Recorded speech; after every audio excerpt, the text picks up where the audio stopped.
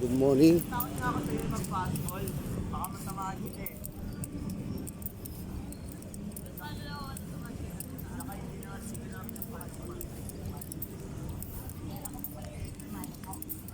Andun po yung aming andun po yung aming picnic mat. Doon kami balita. Buti hindi ko basa dito.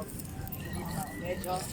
Doon lang kami, doon kami nakakita kasi sobrang basa po banda doon sa may kabilang dulo. Good morning po. So Basta po kayo. supposedly may sumba kami ngayon pero na-cancel due to election. Kaya mag-share na lang kami ng word of God po. Ito po yung aking asawa, si Cyril po. Ayun po yung aking bunso. At ito po yung aming aso. Nasa na siya. Kasama po ng aking anak yung mukha. So ayan. Ayun. Mukha siyang pitbull pero Sharpei po yan. Hindi po siya hindi po siya pitbull. Kaya share ko lang po ako po si Sister Maya. Hindi ko alam po taga saan po kayo pero kami taga Central Signal. Meron ho ba sa inyo Central Signal? South po? North. North Signal. Ang dami taga North dito, no? Kung kailan yung mga taga South at kaunti kami dito. Ilan po Pero mga bang taga kapitan North ng dami. kakandidato doon? Hindi. Wala kayong kandidatong kamag-anak. Kami naman po, South Pabotante kami pero nasa Central Signal kami nakatira. So, ang habit po namin dito every Saturday, recently lang din naman na nag-resume. Pag nandito kami mag-anak, nag-share na lang din kami ng Word of God. So, share ko lang po sa inyo yung aking favorite life verse, Jeremiah 29:11 o Jeremias 29:11 kung may Bible po kayo para mabalikan nyo. At sabi po sa Jeremiah 29:11, "For I know the plans I have for you. Plans to prosper you and not to harm you. Plans to give you hope in the future." Sabi nga yan sa Tagalog ay, ayan. So sabi daw po dito sa Tagalog, ito ay sapagkat batid kong lubos ang mga plano ko para sa inyo, mga plano hindi may kakasama. Para sa inyo daw kapulit, yung mga plano na tutulog sa inyo na kinabukasan ng pag-asa. Ayan. So bakit ko favorite verse po ito? Ako po talaga yung worry. Ewan ko sa inyo pero ako pinagdaanan ko yung konting kibot at science. Konting kibot overthinking. Lalo na sa mga kabataan nga ngayon, as young as 12 and 13, overthinker na ng mga panahon natin. Kaya siguro mag-millennials, ako na, 80s ako, 80s, 90s. Parang wala tayong panahon para sa pag-alala. Pero ngayon, iba na yung mga anak natin. Sino ba dito mga mamis na? Lahat tayo mamis na, no? Ang mga anak natin talagang inaatake ngayon ng social media, gawa ng influence ng social media. Nagiging masyado silang anxious sa mga bagay-bagay. So nape-pressure din siguro sila. So kung hindi up to the standard sa ganitong kapanahunan ng kanilang ganda, pinag-worry agad sila sa approval ng tao. O kaya dahil sa social media, nagkakaroon ng comparison sa mga buhay-buhay. Uy, may kotse na sa ganito, yung classmate ko ganyan, nakapag-abroad na, o ganyan. Nagkakaroon tuloy tayo ng mga isipin. Alright? So para po sa akin, sabi ng Diyos sa atin, ano man ang ating pinagdadaanan ngayon, ang ganda ng plano ko sa iyo, anak. Amen. Maganda ang plano ko sa iyo.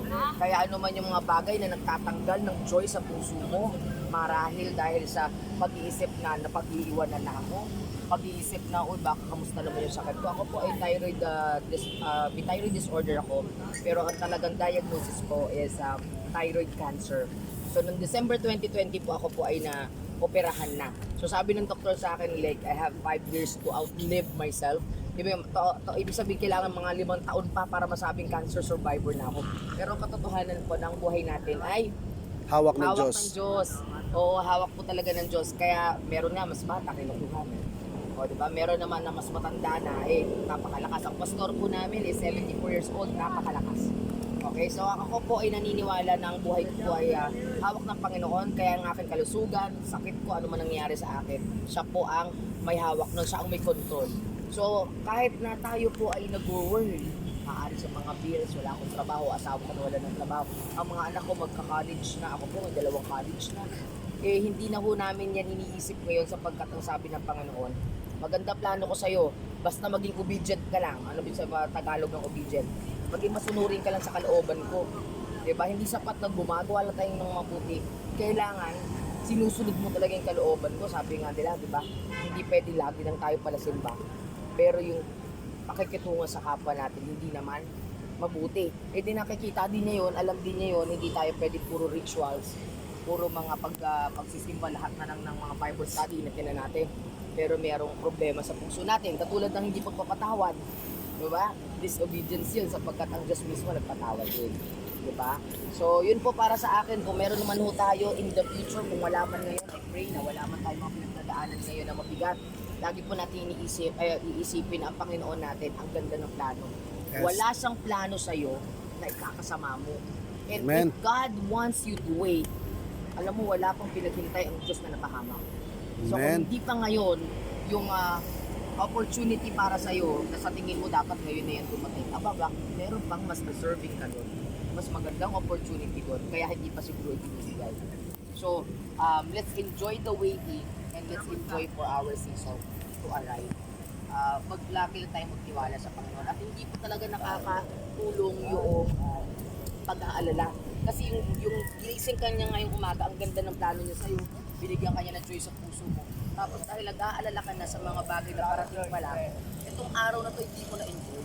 Kasi samantalang ginising ka ni Lord for a reason. Diba po? Ayan, so yun lamang po. Gusto ko lang kayo bigyan ng pag-asa.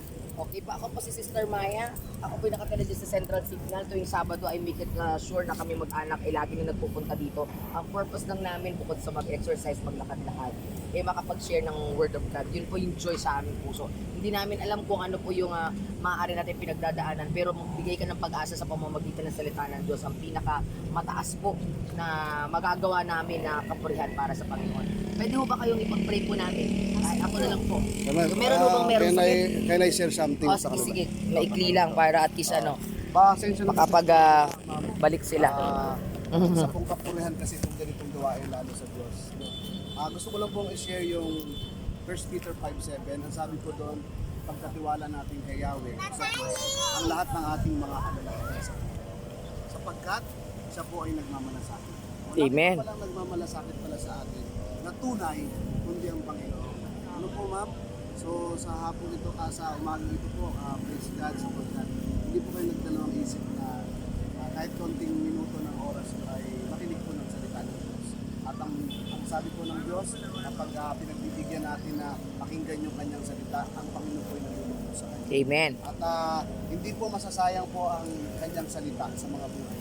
At ang hindi po namin dala dito ay relihiyon, kundi si Kristo po aking dala na siya ang ating tagapagligtas kung sinusuko natin ang buhay natin sa Kanya, nagkakatiwala natin ang buhay natin sa Kanya. Ano man mami, ang pinagdadaanan nyo sa trabaho, sa estudyante kayo, alam mo ang Diyos ay hindi pabaya sa mga taong sumusunod sa Kanya at nagtatapat sa Kanya. So, praise God po. Any prayer request po sa inyo na pwede po namin ipag-pray para ho... Meron ba may sakit sa family? Pag-pray natin. Wala akong bayad dito ha. Ito po'y volunteer, libre po itong pong ginagawa namin. Ano po mga gusto niyong prayer request po? Sa inyo po ma'am. Good health talaga sa family na. Good health. Okay, Oh, sige, po. good health. Okay, sige, Ayan po. sige po. So, i-announce ko na lang din po na every Saturday, 3 p.m. ay bigyan ko kayo ng number ko just in calling case card, may bigyan mga mo. prayer request po kayo. Libre po, pwede kayo Ayan. mag-text. Si ang aking asawa po ay nananalangin din sa may sakit. Wala akong bayad yun. Masaya ho kami na kami makapanalangin sa mga kakilala ko. Kasi namin. bigyan natin sila ng background. Kami po ay naglilingkod sa jail. Kami po ay nagmi-minister sa jail. Nagba-Bible study kami sa Nagba-Bible sa kulungan. Pinupuntahan Sa mga pulis, po namin mga ang pulis. family ng mga nakakulong. At sa awa po at habag ng Diyos, marami po ang nakakilala sa Panginoon. At masaya sila dahil nagkaroon sila ng kagaanan. At the same time, Pag-asa. sa tulong ng Panginoon, nakakapag-provide po kami ng mga pagkain. Nakakapagdala kami ng mga pagkain sa jail. Yun po ay habag at awa ng Diyos. Pinuprovide po ni Lord John, wala naman kaming pera eh. Mga Pero kakilala, mga dahil strangers. nakita ng mga kaibigan namin yung aming pagmamalasakit sa tao at saka sa mga outreach po sa mga bata doon sa inyo. Papakain kami. Pagka nagkaroon ho tayo Mga ng lugaw sa mga bata. pwede tayong magmaraming bata, pwede kami magpakain doon walang bayad sa inyong lugar. So, mahal, Ayan, tanungin sige, mo yung prayer nila na Sige, personal. okay lang ho kayo, wag na ho kayong tumayo. Ang mahalaga po ay makapag-pray po tayo ng presensya ng Panginoon na nasa atin. Higit po. Okay. I-add namin yung prayer for sa sister namin for safe delivery. Ano Okay. anak na? Kailan siya?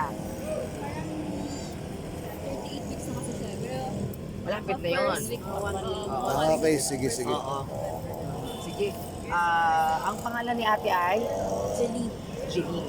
Sige po. Bukod sa kalusugan, protection, syempre yung safe delivery ng inyong ate Jeline. Okay po. Okay, pray tayo. Lord God, maraming salamat Yes, Panginoon Lord. sa umagang ito Panginoon, itong family na ito Panginoon ay sa lubong namin Panginoon. Nakita namin, alam ko Panginoon na ito po Panginoon hindi aksidente. Yes, Lord. Ito Panginoon ay sinadya mo Panginoon na makausap namin sila Panginoon upang makapagbigay ng pag-asa sa mga pamilyang ito, Lord God. Lord, I pray for their good health. Lahat sa kanila, Panginoon, sa na kanilang mga mahal sa buhay. Lord, I also pray for Ate Jeline, ang kanila pong ating Panginoon. Gabayan mo po sila, proteksyonan mo po at for her safe delivery ng kanyang pong anak, Panginoon. Samahan niyo po siya mula sa kanyang pagli-labor hanggang mairaos niya ng maayos ang bata. Ganun din po, Panginoon, I pray na walang komplikasyon ng bata sa kanyang paglabas at maka-recover ka agad si Ate Jeline, Panginoon, sa kanyang panganganak. Ganun din po, Panginoon, I pray ang kanyang asawa sa pagbibigay sa kanyang emotional support sa panganganak niya na ito hanggang makalabas. Ganun din ang kanyang kalakasan sapagkat magiging mahaba ang araw ng pag-aalaga niya sa kanyang baby. Yes, Lord. I also pray for provision para po sa kanilang mag-asawa, Panginoon, o sa kanya, Panginoon, para po masustain niya, Panginoon, na lahat ng gastusin ng panganganak na ito. Yes, Lord. Lord, I pray for this family. Nararamdaman ko, Panginoon, ang suporta nila sa isa't isa sa kanilang magkakapatid, Panginoon. Ganoon din ang kanilang magulang, Lord. So I pray, Panginoon, mula sa pinakabata nilang kapamilya hanggang sa pinakamatanda, proteksyonan niyo po sila, Panginoon, bigyan ng mabuting kalusugan. Yes, At Lord. sila, Panginoon, ay makauwi mamaya sa kanilang paroroonan ng safe din. Ganun din po, I pray sa mga kamag-anak na iniwan nila doon sa bahay, Panginoon. Sana po sila po ay safe at maayos na kalagayan ng Panginoon. Siyempre, Panginoon, every Saturday, makikita namin sila dito, masalubong, Panginoon, upang patuloy, Panginoon, ang kami makapagbigay, Panginoon, ng pag-asa sa kanila sa pamamagitan ng mga banal na salita. Yes, Lord. Lord, I speak blessings for this family. Yes, Lord. Amen. Ganon din po ang health and protection nila sa lahat ng oras, Panginoon. Ang mga trabaho nila, I speak for promotions, Panginoon. Yes, Lord. Sa Amen. silang trabaho, umihanap buhay, Panginoon, pagpalain mo po ang kanilang mga kamay. Yes, Lord. Tinataas ko ang pamilya na ito na sana hindi ito ang una at hindi namin makikita, Panginoon. Yes, Lord. At madala din namin sila, Panginoon, sa iyo, Lord God, upang sila ay magkaroon ng mas malalim na relasyon sa iyo, Lord God.